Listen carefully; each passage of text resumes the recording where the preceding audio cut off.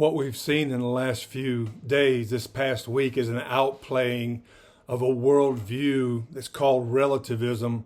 Relativism is popular, and people kind of like it till it comes back to bite them. But what relativism says is that it doesn't place any greater worth or value on people or ideas. None are greater than the other. No people are greater than any other people. No ideas are greater or better than any other. And so it's a self-refuting, self-contradicting worldview that sounds real sophisticated, and people kind of like it until their best buddy decides that they want to live by a relativistic view, and then they're going to not return their golf clubs. All of a sudden, relativism is not so fun anymore.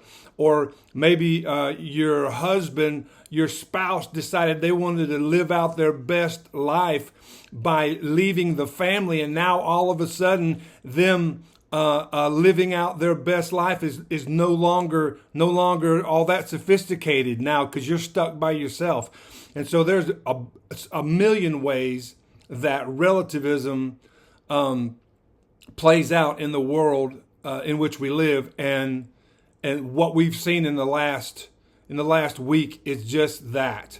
No ideas are better than any other ideas, and certainly no people are better or of any greater value than anybody else.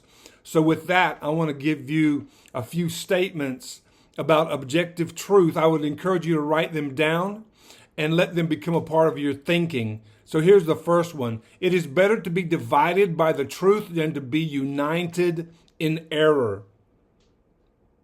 It's better to be divided by the truth than to be united in error. Now think about what that looks like in the world and in the news that which we're watching today. Here's the second one for you. It's better to speak the truth that hurts and then it heals, rather than to speak a lie that comforts and then kills. Tell me you haven't seen that in the news this week. Here's a third one for you. It's better to be hated for telling the truth than to be loved for telling a lie. Here's another one. It's better to stand alone with the truth than with the multitudes in error. You look at the news for 5 minutes and you see that played out.